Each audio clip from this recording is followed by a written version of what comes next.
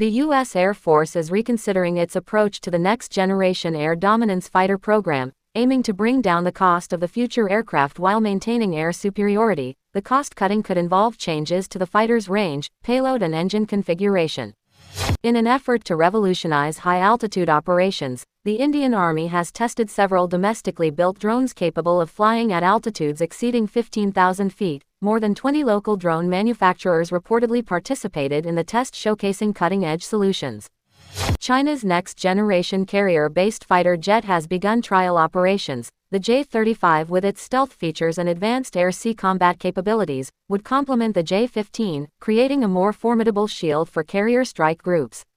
The Indonesian Air Force has placed an order for 4 Airbus H145 helicopters as part of its training modernization program. The H145 is a twin-engine light utility helicopter which will be used by Indonesian Air Force for training and light search and rescue operations.